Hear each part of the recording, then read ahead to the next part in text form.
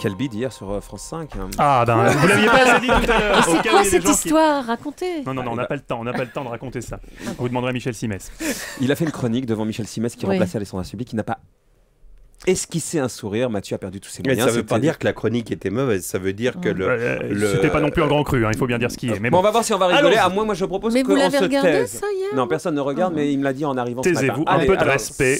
On regarde quoi ce soir à la télé? Ce soir, Marc-Olivier, Arte nous surprend avec un documentaire sur la Seconde Guerre mondiale. Comme il s'agit seulement du 11 322e cette année, on l'attendait vraiment avec impatience. Il s'intitule Les évadés de la forteresse d'Hitler. Grâce à des archives inédites, nous allons découvrir la vie d'un château allemand transformé en prison par les nazis. Et loin des clichés, nous découvrirons que certains officiers SS prenaient de leur temps pour écouter les prisonniers, parfois même les réconforter. Eh bien quoi? On ne mange pas? Vous manquez d'appétit. Ça n'est pas en se déprimant que l'on résout les problèmes. Il faut être optimiste. Oui, monsieur, mais enfin c'est difficile, on ne sait pas si on sortira vivant de ce château, alors... À force de faire la tête, tu finiras dans un bunker, flambé comme une saucisse de Francfort. Comme quoi Marc-Olivier et les SS aussi avaient parfois un cœur. Comment voulez-vous que Michel Simès rigole à ça? Je sais pas. Oh bah si, nous on aurait ri. Vous m'invitez sur ce plateau, moi je rirais pour vous. Bah voilà. Voilà.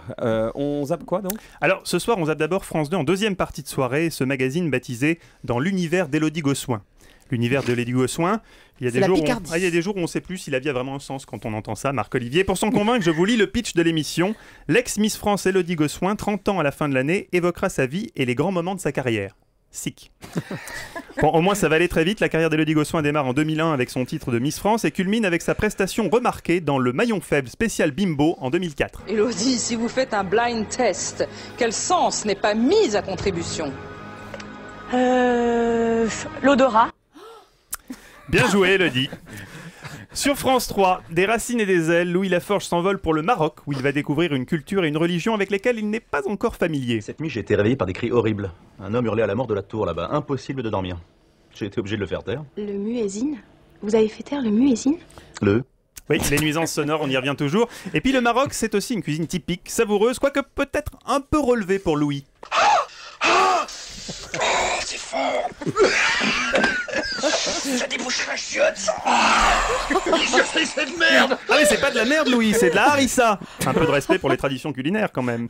Enfin, on zappe ce soir Commissaire Moulin sur Énergie 12, malgré la présence dans cet épisode de Johnny Hallyday qui incarne, je cite, un dangereux malfrat, braqueur de banque intrépide, un truand sans foi ni loi. Sans foi ni loi? Mon Dieu, sans loi passe encore, mais comment Johnny va-t-il faire sans foi? Ça continue. Je continue à être jeune à cause de ça. Ouais, il va pas y arriver. Donc ce soir, exceptionnellement, regarde Arte, donc. Exceptionnellement pour vous. Oui, Marc-Olivier, Les évadés de la forteresse d'Hitler, ou l'histoire poignante de ces prisonniers de guerre qui ont vécu le pire entre les mains d'officiers nazis qui n'étaient décidément pas des rigolos. Herr Général, désolé, mais il faut une autorisation écrite pour emmener la prisonnière. Vous en seriez à discuter des décisions du Führer, représenté ici par le général von Cheeseburger. Cheeseburger? Que cet homme soit envoyé en cour martiale et exécuté et ensuite envoyé sur le front de l'Est. Oui, alors à ceux qui m'écrivent pour me dire que j'abuse un peu des extraits de Papy fait de la Résistance, je dis vous avez raison, c'est pourquoi j'ai décidé d'attaquer la série des Papa Schulz. Avec plus de 300 épisodes, Arte peut envoyer ses docus sur la Troisième Reich, j'ai de quoi voir venir. Et je comprends tellement Michel Simès. Merci Mathieu, on débriefe la matinale. Europe 1 matin.